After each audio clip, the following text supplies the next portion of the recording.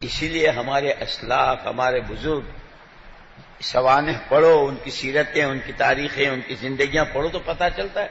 خود مولانا محمد الیاس صاحب رحمۃ اللہ علیہ ہمارے یہاں بنگلے والی مسجد میں، وہ اس وقت میں بہت چھوٹی سی اور بہت، یہ جہاں پان والے کی دکان ہے اس کے برابر میں ایک ہینڈ پمپ تھا سرکاری، تو محلے کے لوگ اس سے پانی بھرتے تھے۔ وہ پائپ لائن اور گھروں میں نل اور یہ اس کی سہولتیں نہیں تھی، سن 47 میں سارا اجڑ گیا تھا، تو لوگ آتے تھے وہاں سے پانی بھر کے لے جاتے تھے۔ وہاں جو ساتھی رہتے مولانا الیاس صاحب رحمۃ اللہ علیہ کے پاس، وہ آدمی گیا تھا کہیں جماعت کے تقاضے پر، گھر میں کوئی تھا نہیں، عورت آ نہیں سکتی تھی، تو گھر کے بچے کو بھیجا، بیٹا جا پانی بھر کے لا۔ پوری بالٹی نہیں اٹھے گی، جتنا لا سکے۔ اس بچے نے شوق میں پوری بالٹی بھر دی۔ مولانا یوسف صاحب رحمۃ اللہ علیہ، مولانا یوسف صاحب رحمۃ اللہ علیہ وہاں حوض پر چل رہے تھے، وہاں دیکھ رہے تھے سارا۔ انہوں نے دیکھا کہ یہ تو فلانے کا بچہ ہے، ہمارا ساتھی جو جماعت میں گیا ہے، بالٹی بھری ہوئی ہے اور اس کی اپنی حیثیت ایسی ہے، اس کو دیکھ رہا ہوں اس سے اٹھ نہیں رہی ہے، اس سے بالٹی اٹھ نہیں رہی، بالٹی گرے گی، یہ گرے گا، کہاں چوٹ لگے گی، کیا ہوگا۔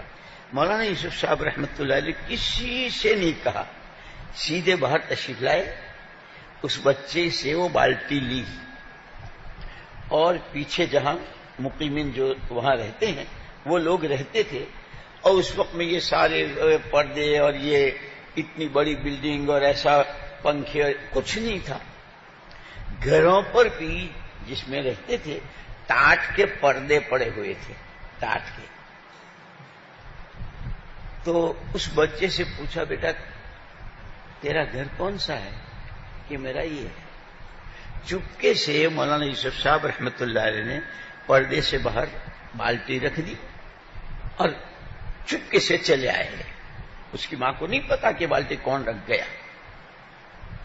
حضرت نے بالٹی رکھی، بچہ اندر گیا، اس کی ماں سے کہا کہ اماں باہر پانی رکھا۔ کون لایا؟ کہاں سے؟ تو اٹھا کے لایا؟ نہیں اماں، وہ حضرت جی جو صبح کو بیان کرتے ہیں نا، اس کی ماں نے سر پکڑ لیا ہے۔ حضرت جی رحمت اللہ نے کبھی اس کو زندگی میں کبھی اپنی زبان پر نہیں لائے، نہ اپنا کوئی احسان جتا۔ یہ تو میرا کام تھا، میرے ساتھیوں کا کام کروں۔ تو اصل تو ساتھیوں کو اس طرح لے کر چلنا تھا، ساتھیوں، اور یہ نبوت کا کام ہے۔ نبوت کا کام نبوت والی صفات کے ساتھ ہوتا ہے۔ کام کہو نبی کا اور کام کرو منافقوں کا۔ عبداللہ ابن ابی ابن سلول منافقوں کا سردار تھا، اس کا کام مسلمانوں کے عیبوں کو اچھالنا۔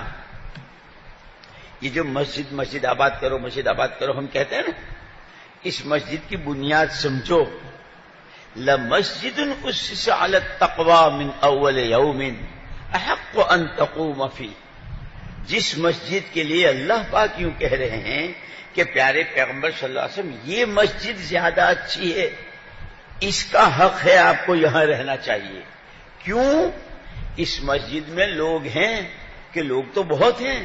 نہیں، اس مسجد کے لوگوں کی خاص بات یہ ہے کہ یہ عقیدہ اندر، بدن سے نکلنے والا عمل مسجد میں جب تک ہیں، مسجد سے باہر ہیں، رہن سہن، زبانوں کے بول، سننا، بات کہنا، بات کرنا، اس میں ان کی اصل غرض ہم پاک، بات ہماری پاک، آنکھ ہماری پاک، کان ہمارے پاک، دل ہمارے پاک، یحبون ان یتطہروا، اس لیے ایسوں کے ساتھ رہا کرتے ہیں۔